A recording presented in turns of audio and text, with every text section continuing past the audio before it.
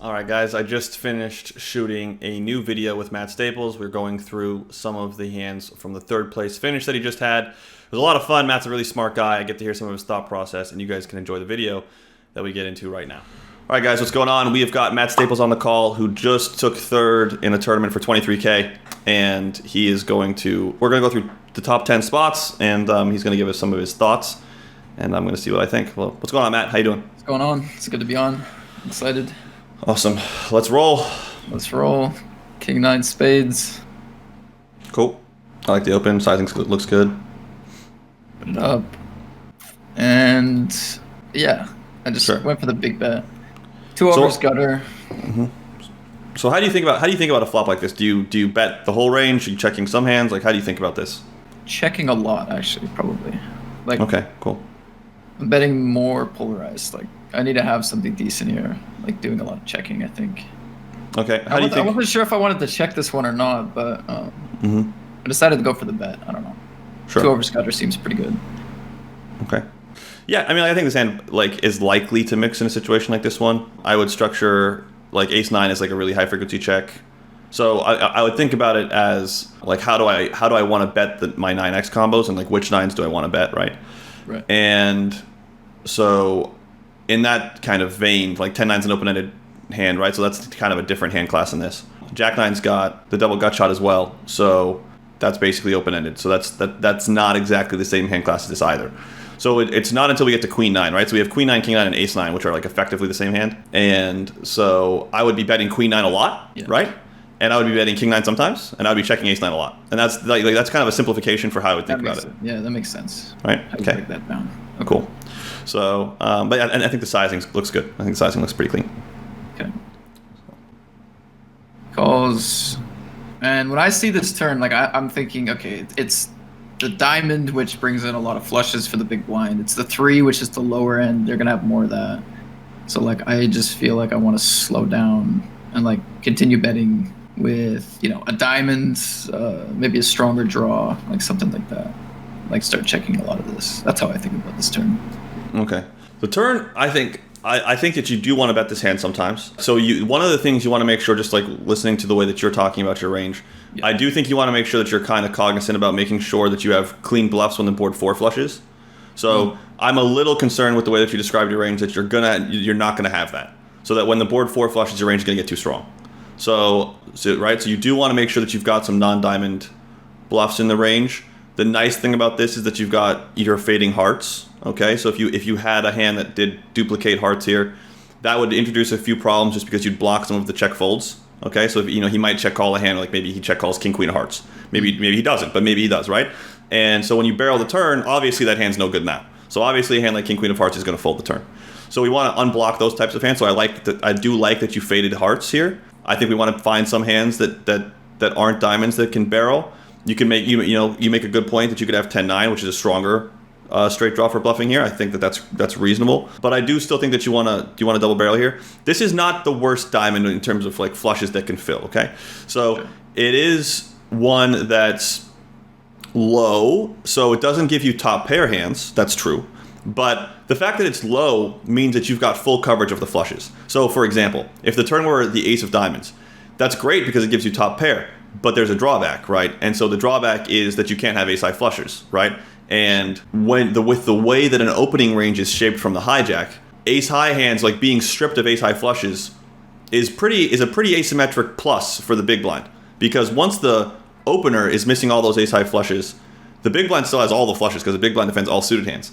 So it's a big hit for you. Now again, you do pick up those top pairs, but it's a big hit to be missing those ace high flushes. So when you get the low card flush, you do have all of your flushes possible. Still have all your flushes, yeah. Right. So yeah, so just like when you're thinking about the flushes, I think it's important to kind of take note of that. I would say it's difficult to know exactly how the sizing should break down because of how deep we are. I don't, full disclosure, I don't study 170 big blinds, 160 big blind poker that much. But I would say that something like a 2/3 type sizing looks reasonable to me. Something like 10 or 11 looks reasonable. I don't think it was bad to check, but I do think that betting was totally viable, and I just want to make sure you don't dismiss it because I think it's viable for sure. Yeah, I do remember almost betting here, but I wasn't sure. I think you're probably right. I think I probably lean a little bit more, too much towards like having a diamond. Like I would barrel some non-diamond combos, but I think you're right. And river checks again. I think I just checked back just to. Okay. I just don't think I have. When we're this deep, I just don't have a ton of diamonds that would check. I don't think like good diamonds. I think I just bet quite a few of them, and like I don't have a lot of thin value bets here either that check turn. I don't think so. I just decided to check it back. Okay, so how do you think about the bottom? So first of all, you have non-zero value bets. Like there's just no doubt that you're going to have some amount of, like you should at least have some amount of, ace high flush draws that maybe duplicate like the way that he would have a flush. So like maybe you can check the turn back with like ace king of diamonds because you block a lot of the ways that you would cooler someone. So maybe you check back ace king of diamonds sometimes on the turn. Maybe you check ace jack of diamonds on the turn. So those are 2 card diamond hands that maybe you should have at like a semi good clip. Okay. I don't think I do. Okay, that's fair. I don't think I do. Okay. Okay, cool. You should be able to have some hands that are just kind of like that. You should be able to definitely have like just some naked like jack of diamonds, naked queen of diamonds, like just like king jack offsuit or something with like a jack of diamonds. I don't think you want to pure bet those hands on the turn. Yeah. So you should be capable. Some of those, yeah. Yeah. So you should be capable still of having flushes. Period. Like just whatever flush you want to talk about. I think you should be capable of having pocket sixes with a diamond. Like that's an easier one to visualize, I think. Yeah. So you should still be very capable again of having like some flushes. So now once we and you agreed with that. So okay, so we've established that. So now I want you to define for me the bottom of your range. So what are the worst hands you can have? And this is going to be tough for you but go ahead. Try to define the bottom of your range. When I say tough for you, it's because of what you said on the turn. But go ahead. I'm gonna say maybe some some jack highs. Jack highs what? So let's like first let's think like jack 10 that checks, like maybe jack 10, jack 9 combos. Right, but the problem was you said that you were barreling stronger straight draw, stronger draws on the turn, and they can't just be draws with a diamond. So you don't have that. You shouldn't have that much jack 9. I'll give you jack 10, I guess, but because like jack 10 is kind of similar to this hand. So if you check this, maybe you can check jack 10. I'm betting along with those, yeah. Yeah, so you don't like the bottom line is this has to be really close, right? So the queen fills out the queen high hands, right? So that fills out the queen high hands you could have. Jack 10 is literally the only one, because 10-9 is like especially with the way that language you're using on the turn, probably barreling 10-9. So jack 9 is really comparable to 10-9. So probably barreling jack 9. So that leaves jack 10, which you check king 9. Like I said, it's a gut shot. It's king high. It's like it's a little bit more, but if you check king 9, I can give you checking jack 10. They're comparable. So that's it though, right? Because as soon as you get past jack 10, you get to queen high hands. As soon as you get past queen high hands, that's a pair. As soon as you get past queen high hands, you get to king high hands. As soon as you get to king high hands, what's the worst king high hand? It's got to be king 9, right? King 8 and king 7 suited are paired, right? Yeah. So you're not opening like king 6 offsuit or something. So king 9 suited is literally the floor of the range. King 9 is way down. Yeah, it's definitely the floor of the range. It unblocks things, which is nice. So like you will get here with the floor of your range sometimes, and you'll have hearts. So sometimes you'll get here with like let's say king 9 of hearts. And the problem with bluffing king 9 of hearts on a relative basis is that you block king jack of hearts. Okay, so if you have so when you're thinking about like which hand to bluff with on the river, this one ticks all the boxes. You unblock everything, minus like some 9x gut shot type stuff, but if you had 9 high or 10 high, he'd probably bluff himself. So you tick all the boxes as far as unblocking the weakest parts of his range, which I would argue are hearts or a pair of 5s or something. So you unblock the weakest parts of his range. You're at the floor of your range. You don't block value bets, but you can't block flushes, right? Like you can have a flush from anywhere. So it's too difficult to try to like block flushes. You can just have like a wired 4 of diamonds or something. Like it's just too hard. So that's not even a consideration. So here again, floor of our range, unblock the check folds that he might have. Very clean bluff, and yes, you are short value, but it's not impossible to have value, right? Right. So you do have to offset those value bets with some bluffs, and this seems like the perfect one to do it with. So I definitely would have bet the river. Yeah. I mean, that makes a lot of sense. I think like in some spots it's easy for me to figure out like top bottom range like in game. Mm-hmm. This spot, I guess, that's the spot I need to work on. Like it's just hard on a board like this for me to figure out bottom range in game. Like sure. None of us are playing 100. We're not running tons of sims at 160 bigs as tournament players very often. So I think it's totally reasonable. But yeah, I definitely would have bluffed, and I would have gotten called. I probably would have gotten called. So nice check. All right, let's go to the next one. All right, we have a raise, 130 deep, 3-bet. Looks pretty standard. I'm comfortable with the sizing choice. The small sizing c-bet. Yeah, I mean, you could probably use a mixture of sizing choices. I think this one's fine, though. Oh, yeah, this hand. I love that statement. This hand. I don't know. Like, it was just my river decision that was questionable. Okay, sure. What would you think? Yeah, so I think this is interesting. I mean, like... Yeah, I'll be honest, these boards... It's very possible I play these boards terrible. Sure. Let's go ahead.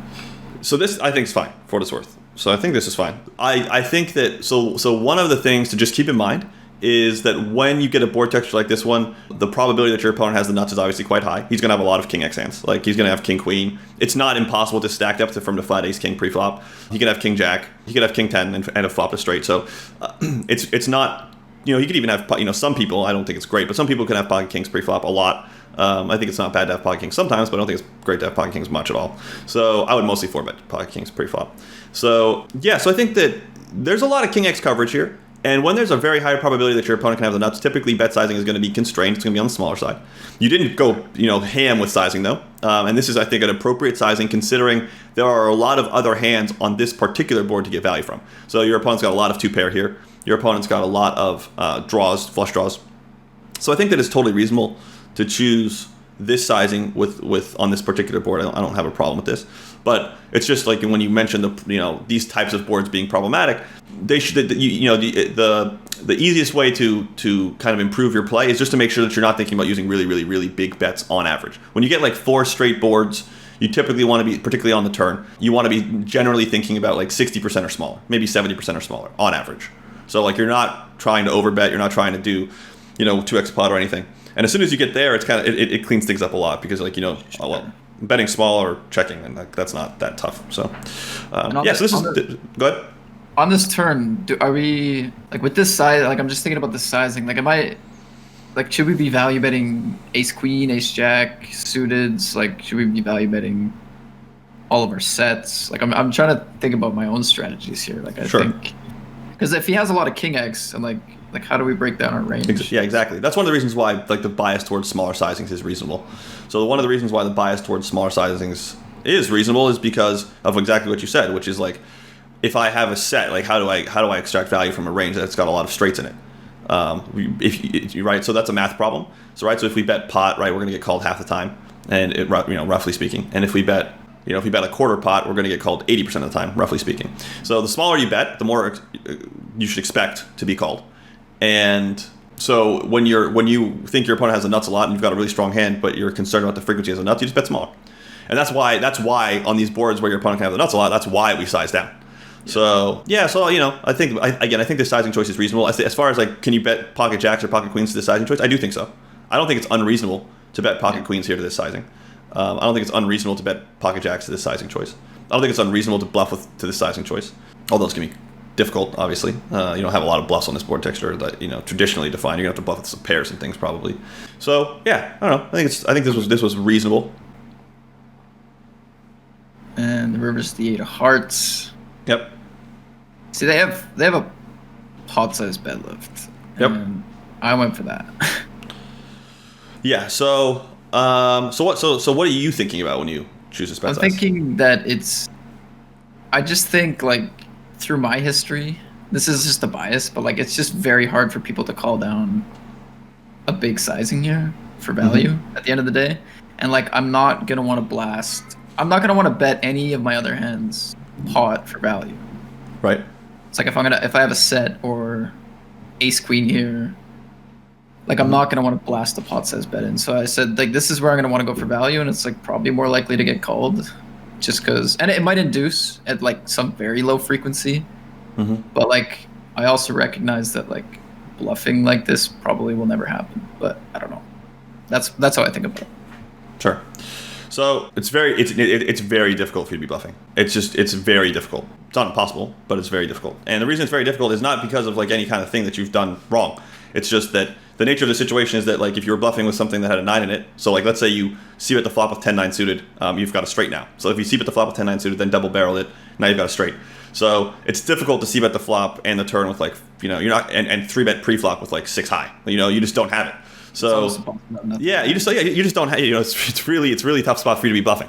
I probably would have sized up from here, but I would have bet really small. So we're thinking very similarly. I probably would have bet 27, which is just a 30% sizing. 30% is just like the smallest sizing choice that I choose, unless I'm going to go really small, like 10%. So I might have bet like 9 with in certain scenarios with different parts of my range. So I kind of split the goalpost here a little bit. A little, which is fine though. Like there's nothing wrong with this. So now, so the way that I would think about this is, it's again without a solver in my hand, so in game obviously my opponent can have a straight quite easily. There, like we've talked about how he can have adequate coverage of the king X component, and I'm not exactly sure in game what fraction of his range that's likely to be, but it's likely to be a significant fraction of his range. And if you shoved, which was essentially betting pot, a concern would be that it's too big a fraction of his range for that bet to work, so that basically he doesn't have to call with too many hands that aren't a king. And do I expect half his range to be king X? Of course not. Of course not. So like, is there some value in that sizing? Yeah, of course. But that sizing choice, shove, is going to be competing with my other sizing choices, right? And if a king is too big a fraction of his range, if it makes up too much of that 50%, then betting smaller and expanding that 50% call from my opponent to something higher is going to be effective. And so for that reason, and particularly when you're short bluffs, and also particularly when you're out of position, so like you don't have any choice but to play like your medium strength hands, to some extent to bet like some of your thin, like pocket queens maybe or something like that.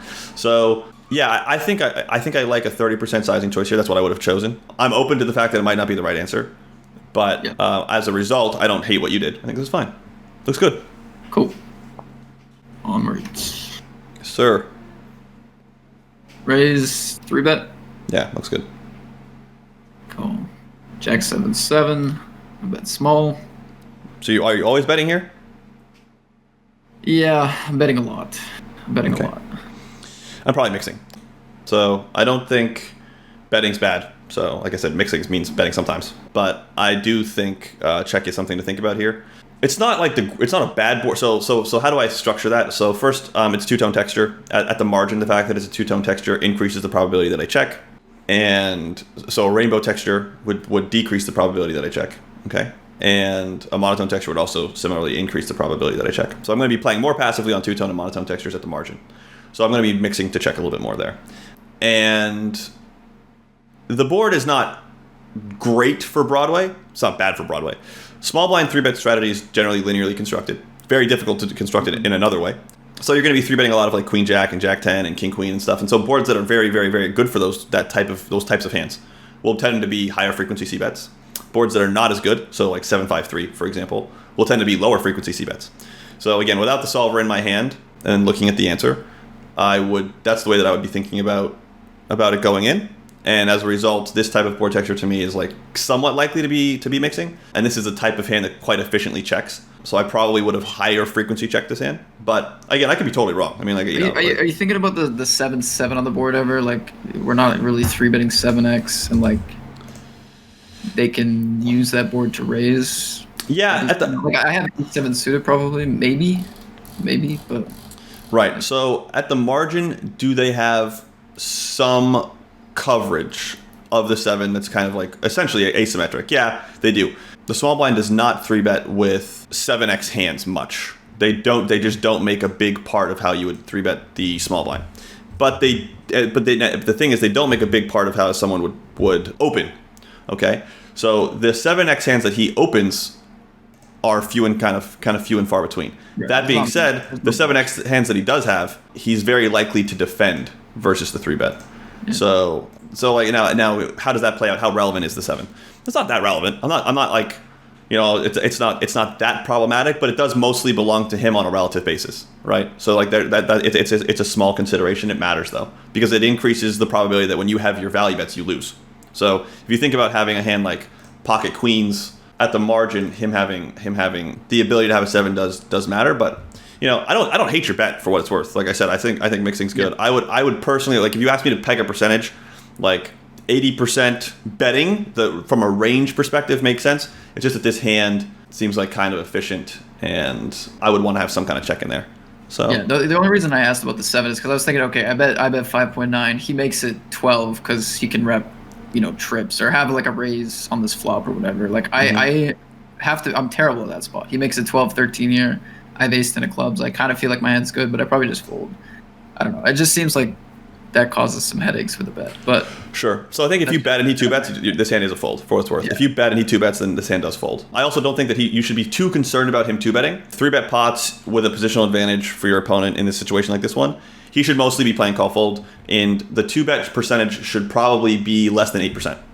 So like I think it generally is as well. But yeah. So I mean, like and most of his value, most of his 2-bets should be like value protection 2-bets. So like if he flats queens pre, he should probably value 2-bet. If he flats, ace jack, which he will obviously, like that's the type of hand. It's less 7x. Most of his 7x should just call the flop. Like most of his 2-bets should come from like hands that get value but also get protection. Cool. Okay. So anyways, you bet, he calls. Turns the queen. Yep. Barrel. Quite large. It looks like. Yeah, I mean. So how do you think about it? Overcard to the board, natural draw, fold out a lot of pairs, fold out some of his draws in position, like 8-9. I don't know. That's it. Okay. So I'm very aggressive just on overcards on the turn, I'd say. Sure. So I think that's reasonable. I think that you want to use something like a 50% turn c-bet here. So I think you want to be betting often, but not more than that. So I don't know what you mean by aggressive, but 50% turn c-bet is not super nitty. It's not super tight. Yeah. So you didn't mention suits, okay? So you've got, obviously, like there are 4 hand classes of ace 10, right? One of them is distinctly different from the others, and the one that's different is obviously diamonds. So you've got essentially 3 classes of ace 10 suited. Ace 10 offsuit's like is it a 3-bet? Sometimes it is, but it's not like a super high frequency 3-bet pre-flop. It calls a lot. So we've got 3 ace 10s, and we don't. And what we're trying to do is we're trying to think about like how can we refine the strategy to the point that like we're maximizing how we play that specific subset of hands, right? And so 3 hands that are the same: ace 10 of clubs, hearts, and spades. And of the 3, ace 10 of clubs is going to bet the least. Okay? That makes sense. And that's because you unblock. With the other variation, so with hearts and spades, you unblock clubs, right? So you would like your opponent to have hands like maybe ace 9 of clubs or ace 8 of clubs that flatted a pre-flop 3-bet in position, call the flop, and now subsequently have to fold the turn. Obviously, your opponent, if he had ace 9 or ace 8 of spades, he would just fold the flop. So when you get to the turn, if you're going to mix ace 10 ever, you're going to higher frequency check ace 10 of clubs and higher frequency bet spades and hearts. Okay, so we start with that, and as a result of that, which is kind of a limiting thought process, I'm not going that much further than that. As a result of that, I'm probably pure checking a hand like this one, and that's because I don't. Obviously, you have really adequate coverage of spades and hearts, and I would just use those a lot. I think with something like a 50% turn c bet, I might do something like 60 to 70% bet spades and hearts, and just pure check clubs. So that seems like enough. And yeah, like you need to be thoughtful about how you're going to build your checking component, and the reason for that is because the 7 is asymmetric. Your opponent should call with it, so he still has the 7. Your opponent should mostly be calling with like a lot of pairs pre-flop at this stack depth. Okay, so at this stack depth, I do think strong pairs can call pre-flop. I mentioned not calling pre-flop when we were deeper, but with 60 bigs, your opponent trapping you pre-flop with kings or queens or aces or something is a more realistic concern. And so you can't just be like barreling here all the time. Okay. Yeah. And so, I think based on the way you've spoken about this, I probably am barreling turn more than I should in this spot. Okay, sure, nice, good. So we can, if we can clean some of that up, then that's great. Yeah. And I don't think about suits really in game very often. Like my I guess I understand. I definitely understand how you break it down, but I can't say I really think about that very often. So. Okay, sure. Yeah, it definitely helps with just like the refining of the strategy, right? So as you're trying to, like you're very sophisticated already, and as you just continue to push the envelope of like how far you can take the game, one of the ways it's because it's not randomizing. It's far more effective than randomizing. Like you need to randomize ace 10 of hearts and spades, right? Because I mentioned something like 60 to 70% betting ace 10 of hearts and spades. How do you do that? Like, it can be helpful to have a randomizer unless you're doing a lot of work with your own database and really paying attention to what your frequencies should look like and where they are. And that's a lot of work, and a lot of people don't do that. That's fine. So like you may want to use a randomizer there, but there's just no doubt that clubs is worse than hearts and spades for barreling. And so you don't need to use a randomizer for clubs. You can just not bet. You can just not bet. And yeah, so like just thinking about the suits can be right. So just a quick primer on suits here. What are we looking to do? What we're looking to do is we're looking to pick up diamonds. So if you can pick, and I don't mean 2 of them because that's obvious. That's a flush draw. That's a better hand. But if you have like an ace-10 offsuit with the ace of diamonds, you'll increase the probability that your opponent folds the turn. Okay, because ace high diamonds type hands will tend to float the turn, right? So they tend to not fold. So if we can pick up, the ace of diamonds, that's great. If we're trying to fade clubs here, so we're trying to fade the backdoor flush draw here. So that means trying to pick up hearts and spades at the margin. So that's what we're trying to do. We're trying to pick up significant diamond blockers. We're trying to fade clubs, and as a result, that tends to mean trying to pick up hearts and spades when we're thinking about barreling this turn. And that's going to be true about all spots. So this is the nice thing is that you can extrapolate from this flop. And you can take that same strategy and you can apply it to button versus big blind situations. And you can apply it to under the gun versus big blind situations. The suits will always function in that way where you're trying to fade that backdoor flush draw that bricked when you're selecting your turn barrels. Perfect. Cool. Okay, cool. So you barrel. He calls. And then, sure. I've left this 77 big blinds in the pot, 25 behind. Like, is my sizing on the turn not, like, what is this sizing? Yeah, it's a bit big. I remember getting to this river. I'm like, how did I even manage to do this? The turn sizing was big. I didn't mention it, but it is too big. Yeah. And I value about the river. Sure. Go ahead. Yeah, go ahead. My thoughts are that like he just checks back King Jack, Jack 10, Jack 9. He checks back any Queen X floats. And like that's all. Like I'm just not getting those hands to value bet. Probably folds 8-9 on the turn. So like that's not a bluff. A lot of his diamond combos are gonna be the high diamond combos, but like. Once again, I'm not sure if those are... I just feel like he's checking back... Like, I'm getting too much value here with an ace, potentially. And I think, like, how much he had behind did play a factor in the moment, but, like, maybe that shouldn't because... Definitely should. It definitely should. Because how much he has behind is just... That's the bet size. So that will correlate to, like, what his defending frequency is here. So, essentially, what's going on is you're betting 25, there's about 100 in the middle, he's got a call with 75% of his range. So that's because he has 25 left. Obviously, if you had more left and you shoved, for example, and you had pile left, he'd call with half his range. So like how much he has left will decide how much of his range he has to defend, essentially, if you're betting pot. Or sorry, if you're betting his stack. Then how much his stack actually is will decide on his calling frequency. And so his fold frequency would be quite low because he's quite short. And if he was deeper, his fold frequency would be higher. So that's a component of it, sure. I do still think you want to check fold here. Kind of gross, though. So I'm not... I like that, though. I like that because I never would check fold here. That's good. I like to hear that. Yeah, so it's super gross. There's, the way that the pre-flop range is shaped, there's not a lot of air in his range either, right? So we're kind of getting to another one of those situations where he very specifically can, like, double float the turn with, like, 8-9 of diamonds. And, like, we're kind of, like, reaching to go past that. I mean, like, does he have 5-6 of diamonds? I mean, like, does he open that all the time? Does he call the 3-bet? I mean, he should probably call the 3-bet pure, but does he open it every time? Maybe he does. So maybe he's got 5-6 of diamonds. Maybe he folds a turn with it sometimes. Maybe not. So the turn sizing was quite large, though. So I would assume he does fold the turn with 5-6 of diamonds. 8-9 of diamonds is a little bit different, though, obviously, with the gut shot, right? So yeah. So I think that, like, when you're mapping out the bluffs he can have, it's like 8-9 of diamonds the end. Well, that's not much. So in order for him to be bluffing and offset the value bets, what are the value bets? Well, he could have a 7 still, presumably. He can probably still have pocket jacks, queens, and aces, to be honest. Those are all, like, not totally unreasonable flats at 60 big blinds in position here. So he can probably not raise, with those hands at any point. So I would assume he can have jacks, queens, and aces. I would assume he can have 7x. I would assume he can have ace queen. I would assume he can have ace jack. So now he can also have ace x of diamonds. Like, he can have, ace 5 of diamonds, double float. And, like, but you chop, right? You chop, you don't win. So I don't think there's any value in a bet. And it takes a lot of discipline to check and then fold here. And it's, like, absolutely, miserable to execute. But the 10 specifically strikes me as, like, the worst one to actually bluff catch with. So that, like, when and maybe it's not, but, like, maybe he can double float 10-9. I mentioned 9-8 of diamonds as being, like, the end of his range or whatever. Maybe he can have 10-9. I kind of doubt it. Yeah, but a few times in the town I almost said, like, he might fold 10-9, but I was like, probably not. I don't know. It seems close.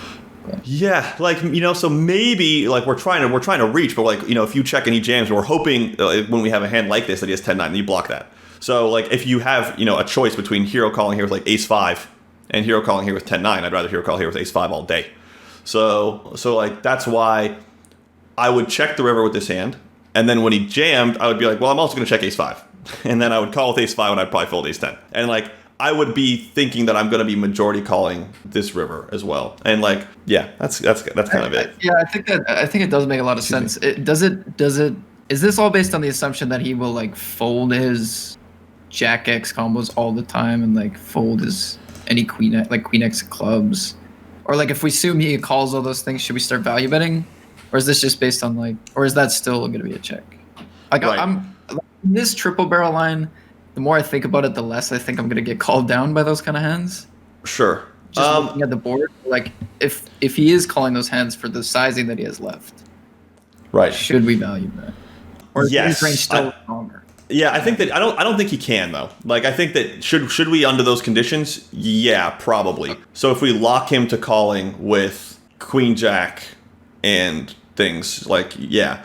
But this is one of those situations where I would expect, so, like, I've used a lot of math, like, kind of casually. I do think this is one of those situations where, for the people that are, like, kind of more math purists, I think this is your opponent's supposed to overfold an MDF here. So I think your opponent's supposed to overfold, like, a kind of math line. In this situation, I explained a little bit about that in some of my videos on BBZpoker.com. But yeah, I think that you don't have any air. So you have a really hard time bluff. Right, when you 3-bet the small blind, you have a really hard time having bluffs. And as a result, your opponent can probably overfold here. So I would assume it's a pretty shockingly bad mistake to, like, hero call here with, like, Jack 10. I don't think that's. I think that's going to lose you a huge amount of money relative to the opportunity cost, which would be folding. So yeah, I don't think he should call with those hands. If he does, just shoving this hand get better, absolutely, absolutely. But I think he should just fold them. So that makes sense. Yeah. Okay. Cool. What do you have? 7, I think. Sucks. Tripled into the 7. Okay, pocket 8s. Multi-way. That's 40 deep. Is there ever a jam here? Just calling for me. Yeah, probably. Like, it's tough, right? Like, because the models, like, I can pull a model here.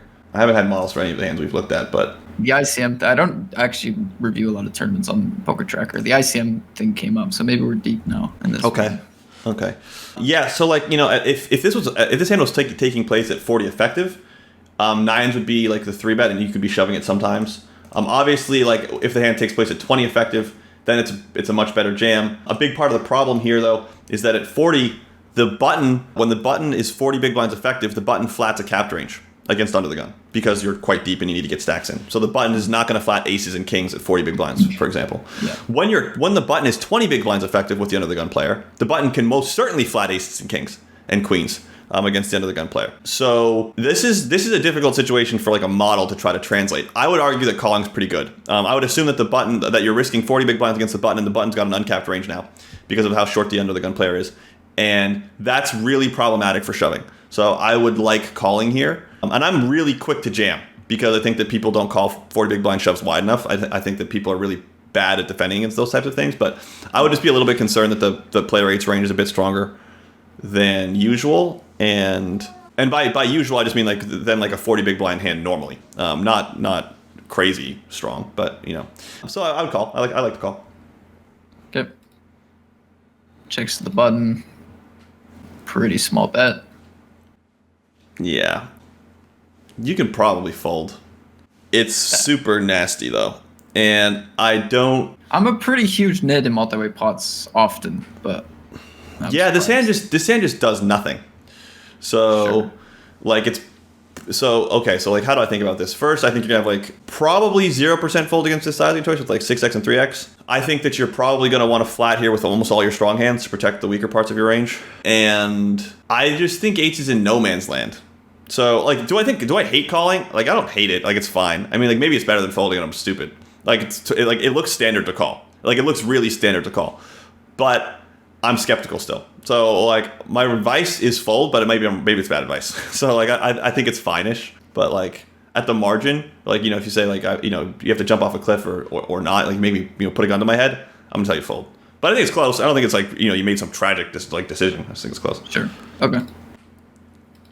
And I guess based on your flop reasoning, I'm assuming this is the fold too?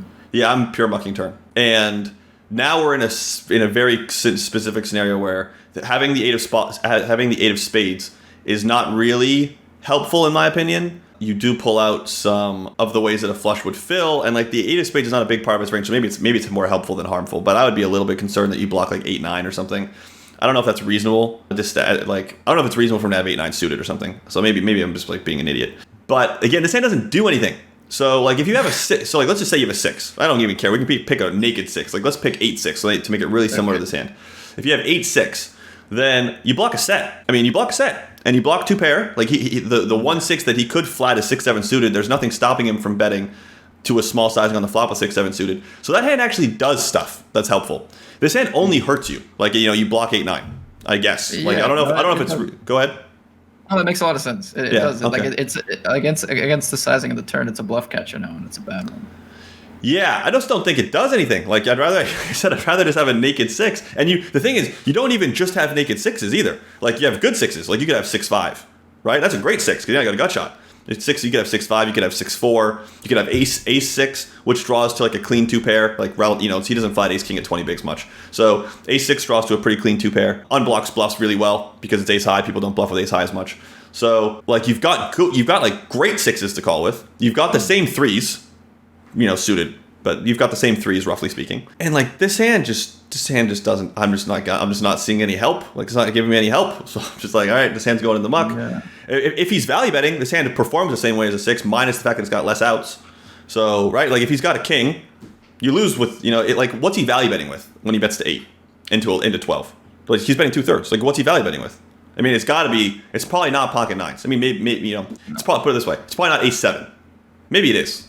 Maybe it is ace-7. But like, did he really bet the flop with ace-7? Maybe. But yeah. No, did he bet the flop with ace-7 much? No, probably not. So does this hand beat value bets that 6x beats? Or sorry, that 6x doesn't beat. Does pocket 8s beat value bets in your opponent's range that 6x loses to? I don't think so. Not really. So you don't beat value bets that 6x doesn't beat, and you block much less effectively. So I'd rather fold 8s and call with like a 6. So just pure muck this one. I agree with you. I agree with that. Honestly, watching it back, like I don't know, I might have just been a little bit zoned out, but I agree. I think it's did ship it though. Yeah, beat the ace by hard. There you go. Nice one. Oh. So sometimes it checks out. Some good points there. To raise, I flat. Heads up. Check. And check back. No thoughts on that so far? Oh yeah, we'll keep going. I think this is gonna be like a little bit more complicated. Then turn he bets pot. Yep. And I call. Yeah. And he barrels all in. Yeah. And I fold. That's good. Yeah, so I do have a sim for this one. So I'm gonna just like kind of give some quick thoughts from that. But before I take a look at it, I think that the flop was a reasonable check. I think it's probably like a somewhat high frequency bet to a small size. I think that typically what you'll see on these type of low card integrated flops like this is kind of high frequency in position bet to a small size. I don't think anything else is debatable. I think that the turn is just pure call. I think the river is just pure fold. So, and I think the flop was totally fine. I just think I expect the flop to kind of be a mix for the most part. So, looking at it now, ace queen is it's betting about half the time. So in a solver. So and it's using a small size. I think you played the hand real well. I think it looks good. Okay. Yeah. Yeah, well, just in game, I was like, do I bet the flop? I felt like kind of close. Like, should I bet? And then turn, I was getting weird raise vibes happening. Like, I wasn't sure if I wanted to raise or not, and like ended up calling. And then river, I'm like, can I hero here ever? Like, is this a good hand? So sure. So yeah, so I think that so just if I can help a little bit, the turn's actually easy. So like once he bets pot on the turn, you're going to be constrained to call fold. So you're not going to see any raising, like because of his sizing choice. So once he bets pot on the turn, he's kind of representing like a more polarized range of like the nuts or air, and you check back the flop, so you've got more of a bluff catching type range. So that's a type of situation where you're primarily going to be playing call fold. So the turn's actually really easy. The flop is hard for sure. Like you've got to mix, right? So like anytime you're going to be mixing, it's going to be kind of difficult. Turn's easy. You just play call fold. You can't fold. So that's right. You can't fold. So that makes that part easy. And the river is close. There is some calling with a hand like this one. This particular hand does pure fold. The model actually prefers to call it the Queen of Clubs, which is kind of interesting. But yeah, so like this hand does pure fold. So I said pure fold, and this hand does do that. So cool. All right. Jack 4 limp. UTG call. Yeah, this is a fun one. It's a weird one, yeah. Min bet call. Sure. Min bet. This guy seems like Call. he's running a lot of sims. And small bet. Yeah, I mean, if you pay off all 3 streets, I don't think it's ridiculous. That seems fine. His range is probably constructed in like a really chaotic way. Yeah, you beat bluffs, so. Yeah. How do you even begin to break this spot down? Under the gun limp, min bet 3 streets, like.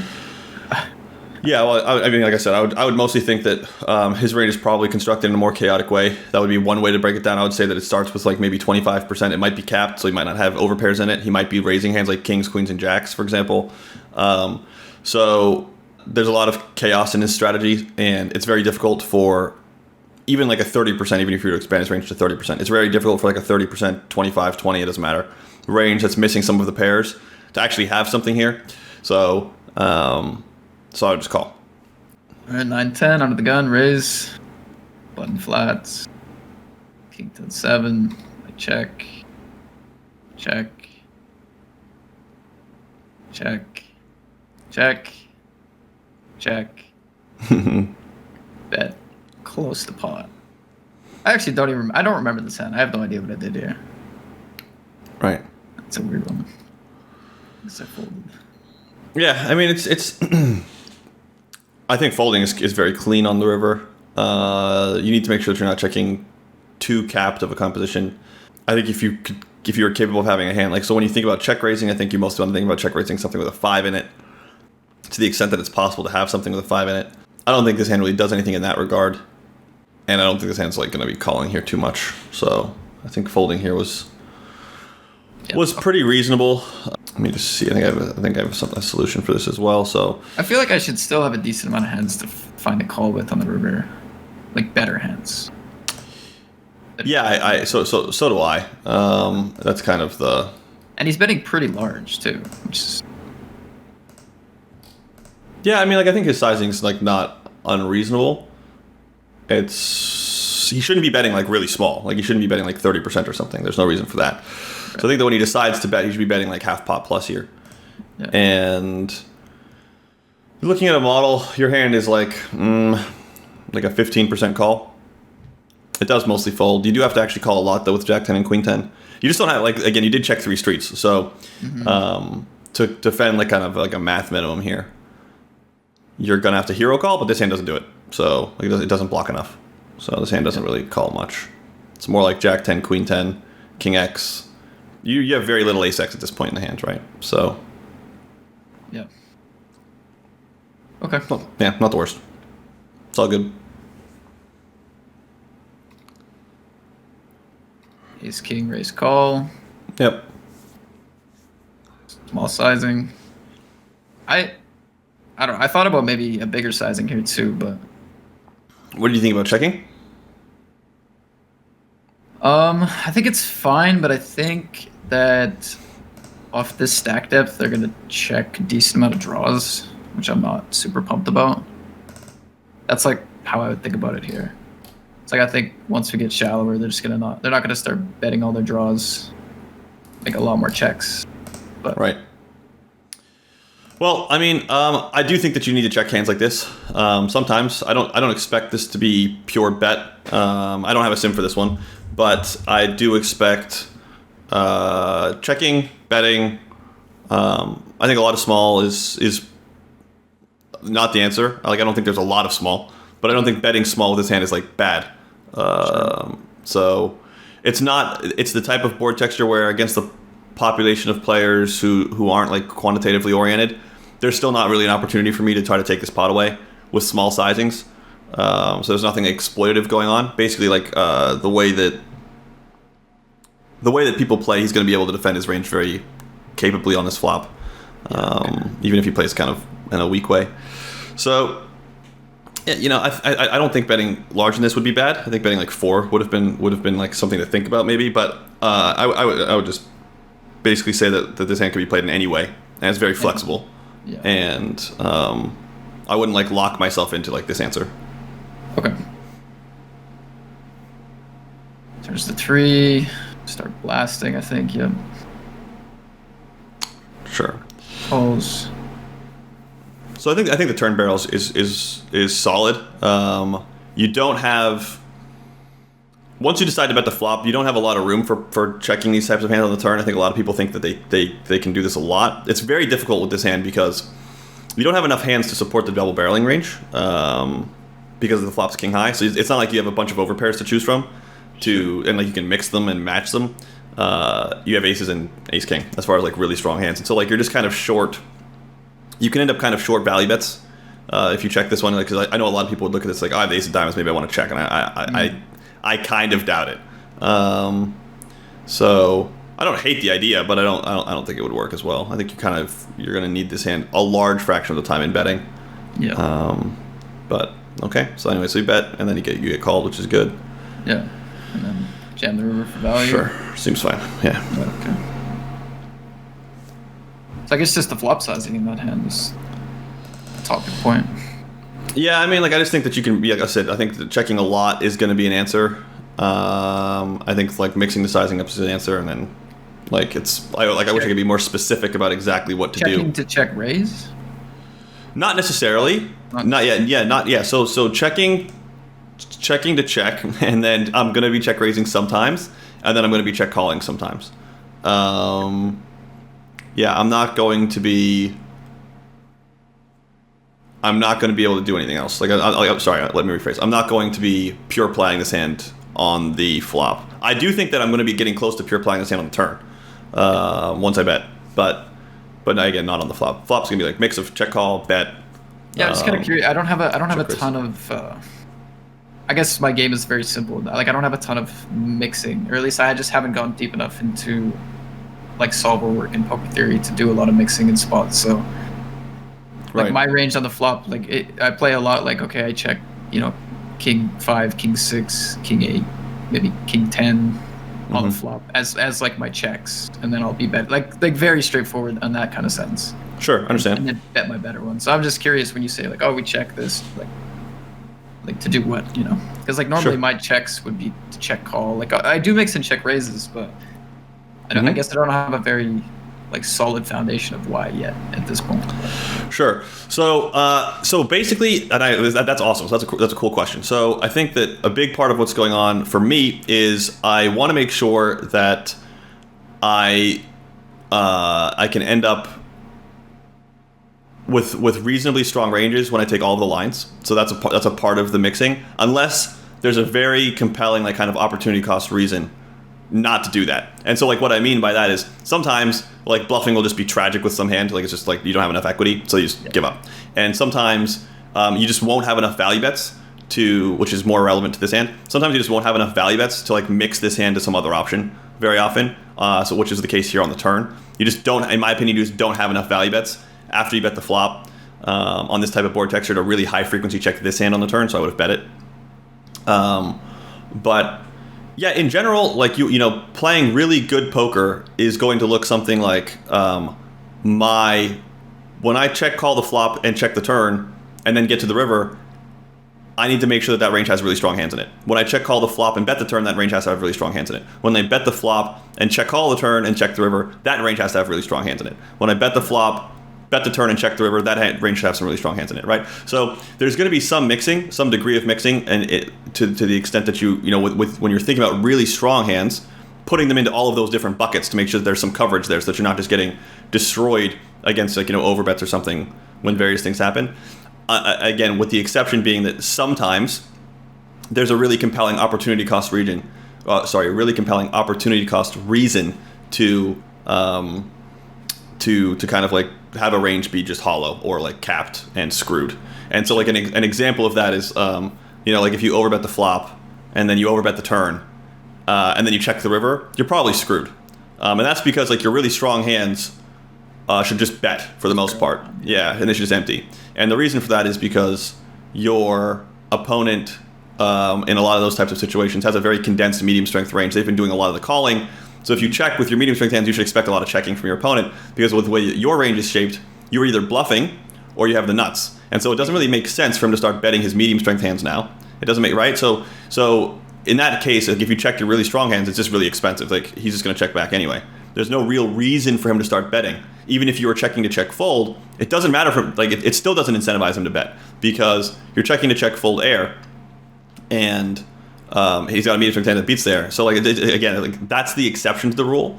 But for the most part, I think you want to be thinking about like how to protect some of these other ranges. And yes, like there's going to be an overweight with like top pair, like no kicker. Like that can be an overweight way to include a top pair in a checking range, but it's oftentimes like not strong enough. It also has board coverage limitations too, right? Where like you check call the flop and then it turns an ace, and like you don't have ace king now or whatever. So. Yeah, okay, I got one last question, because like because like for me in this spot, it Sure. makes complete sense to check, like, and this might even be backwards too, but like it makes sense to protect my range, like to check aces here. Like that's a very easy concept for me to do, is to like check aces, to like have it in my range as like a check call or whatever. Like Sure. how does that perform differently to ace king here? Because for some, like in my head it's like, oh, ace king, like I gotta bet this, but aces I can see as like a check, and that might actually be backwards, but. Like, Right. So, do these perform a lot differently? no, I don't think so. I don't think so. I think they're really similar. Yeah. So I think that they're very similar hands. Obviously, like with the king blocker, that guy has an impact on certain things for sure. But I think mostly it ends up being kind of a wash. In particular, because like your opponent doesn't have an easy time having total air here. So on this type of a board texture, when you build the button flat versus like the button cold call versus cutoff open, it's a lot of things that just interact with this flop: Jack 10, Queen Jack, Queen 10, 9 10, King, King Queen, King Jack, and then ace to a lesser extent, like ace high hands.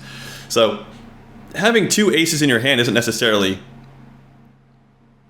I don't think like that. That's almost like the weaker part of his range. So I don't think that that's really going to be problematic if you bet it, or if you check it, because if you check, you block the parts that will check back. So like I don't think there's like a big sharp like divergence between like how ace king would play and how aces would play. I would basically play both very comparably. Okay. Yeah, it's good to know, because I would usually play them differently. But okay. Yeah. Okay. Sure. Okay. Next hand. Sure. Yeah. Let's keep going. I'm too wordy, so. Oh, it's good. Okay. Yep. Sure. Yep. Yep. Yep. Looks good. Not doing anything different. Yeah. Yeah, I don't know. I mean, I definitely remember tanking on this one on the river. Like, I just feel like he can definitely bluff a lot on this kind of board, but I don't know. I do check a lot. Like, I don't think I'm gonna have my own 6x, 4x, 3x here. Yeah, and this hand seems like a rank. I just feel like I'm gonna have a lot of hands that can just pretty easily check call that aren't deuces here. Yeah, so I mean, like, so first thing is like I wouldn't be thinking too much about absolute hand strength, in the sense of like a pair of 4s or 3s is different than deuces. But I think that from the perspective of blocking value bets, they're much better. So obviously, if your opponent has 2 pair, it's going to be with a pair on the board, right? So in that sense, a pair of 3s is sharply stronger than deuces. And I think the same thing is true about a pair of 4s and a pair of 6s. And clearly, like check call flop, check call turn, check river, you have a lot of those. So like you're not wrong to assume. I think that you can probably like adequately defend this range with mostly those hands. And 8x, I guess, too. Yeah, and queen x to a lesser extent, sure. Yeah, I mean, like it's probably enough. Like it's probably gonna be. It seems like it's probably enough. I don't think you have to call with this hand either. I think folding's good. Okay.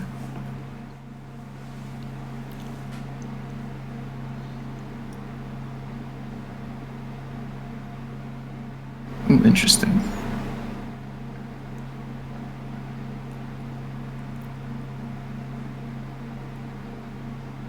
Is Is this a call? Is this a call? Yeah, I definitely wouldn't fold. This guy got in the chat after. He's just like, really, dude, or something. He like wrote in the client or whatever. He's like, yeah, sure. Yeah, I wouldn't worry about it too much. People have probably said worse to me. I'm loose, so people say worse to me. Yeah. I may.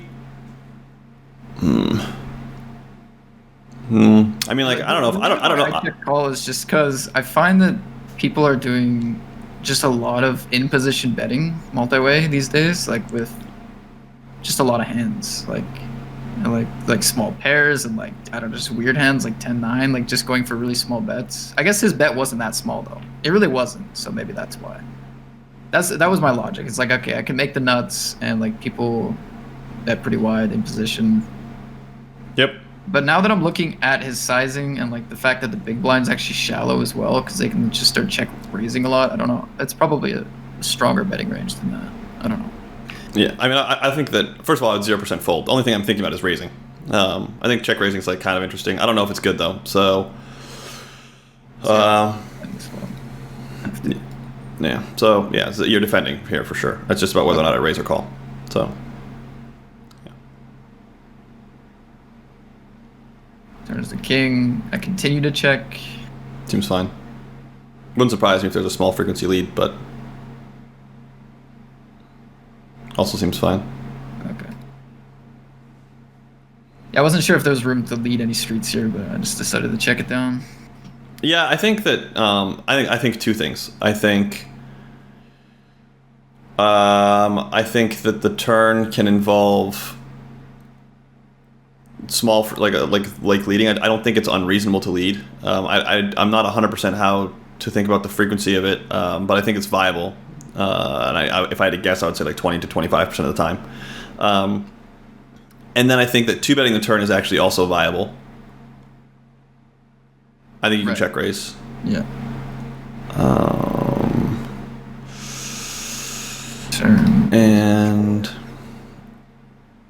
yeah, I think you can check raise like 10, or like 8.5, or like 8.6 or something. Like I think when you two bet here, you basically keep it small. Your opponent has got like a very high nut ratio, right? He's got a very high probability of having the nuts. It's easy to have a jack, so you can't like check raise and go super huge with sizing. That just won't work mathematically. So and you can. If we're gonna two bet here, like I'm just trying to think about what after I check call, like would it be with what, like a 10? It'd be like queen 10. Queen 10. Yeah. Or like pocket 10s or something. I don't know if pocket 10 is as good as queen 10 though. And yeah, so something like that, something along those lines. Okay. I don't think the turn plays call fold. I'd be surprised. I don't think it does. So, anyways, we can keep going. Sure. King 10 suited, 17. You like raise? This is, I think, this could even be the final table, actually. This is the final table, actually. Okay. If it's the final table, then I like raising. If it's not the final table, then I probably would have limped. Limp. Okay. I don't have a limping range, so that's just, yeah. We Sure. could work on that in the future, but Sure. that option never would have crossed my mind, so. Yeah, so basically what happens is, like, as you get shorter, two big blinds just mathematically is like a pretty significant fraction of your stack. Yeah. So it gets kind of like difficult to build like really wide min raise fold ranges. Mm-hmm. And it's not the worst idea. So when you're deep, limping is usually not super viable unless you're using like a limp or 3.5x strategy, which is kind of popular in the metagame at the moment with like one school. But when you get shorter, limping gets very competitive with raise first in. So like it's just helpful to understand that like they're always competing. So like in no limit hold'em, it's always about opportunity costs, right? So when you're deep, min raising is just competing with limping, and limping doesn't do as good of a job as competing against like a pure limp strategy doesn't do as good of a job of competing against a pure raise first in strategy. Because if you're only going to be capable of playing like a pretty tight range, you should probably raise. Again, with the exception being that limp or 3.5xing strategy. And then alternatively, when you are as you get shorter, as you get more and more and more shallow, limping just gets more and more competitive with min raising because of how expensive min raising starts to become. And so you can just, like, it's not the worst idea to just, if you wanted to just transition completely and pivot away from entering the pot by min raising, and transition as you get shorter to entering the pot by limping or shoving instead of entering the pot by min raising or shoving. So, and you can mix if you want, like, you know, solvers will mix, but it's not unreasonable to pivot in that direction. So, you know, I think like at this stack depth, if you limped, it would be fine. But okay, you know, that makes sense.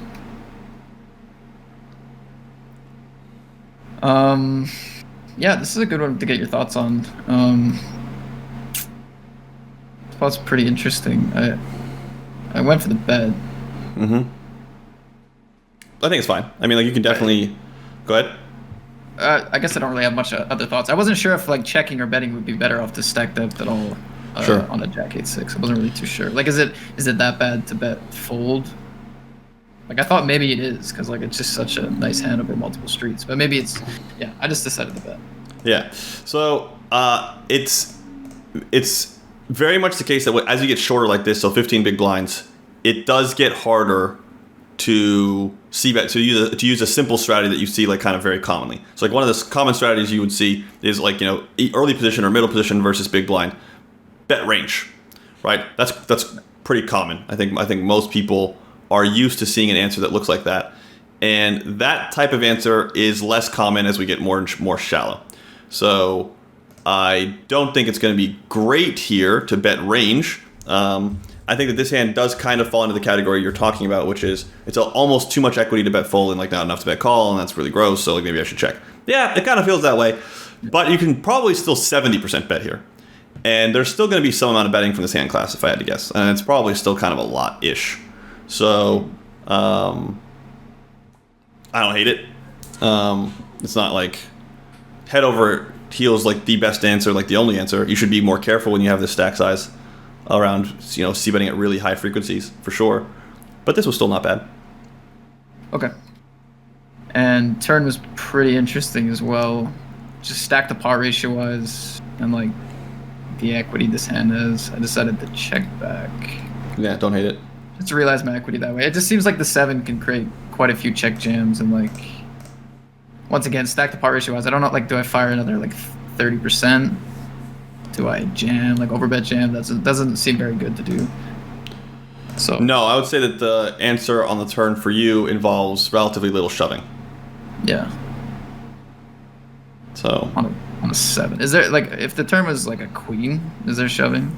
Like, are the overcards, or is that just? I guess the queen's not bad for the big blind either, though. Yeah, I would say that like the strategy across the board doesn't involve a lot of jamming. Okay. I wouldn't expect the in-position player to be using a ton of shoving on the turn on most cards. That doesn't mean that there's none on any cards, but like maybe something like the 5 of spades in particular, maybe there's some, or like the 4 of spades or something like that. But like I wouldn't think much. I wouldn't think there's much shoving at all. I wouldn't. Okay. Recommend shoving. What sizing is there on this turn? Like if we're gonna bet. Yeah, I would say that 30% is going to be like one of the highest frequency answers. I think if you're not betting 30%, then from 30% you're going to be betting something under pot and something under 60%. So it's going to be small, given your SPR. So something like 3 or 4 like seems like probably a really high frequency answer. But if you bet 5, I wouldn't have like thought it was tragic. I think this hand's going to mix. So like I don't think that it's like a perfect check, but I think that like you thinking that it's kind of gross to bet is like not unreasonable, and you can definitely check. You do want to have that same, like we talked about suits earlier, and I think you want to have that same bias with respect to suits where you're fading spades, clubs, and diamonds and trying to bluff hearts as much as possible. So I would, so for example, if I got here and I had king 10 of hearts, I'm going to bet more often, for sure, than like this variation, which I think is still betting sometimes, but a much more reasonable check. Gotcha. Okay.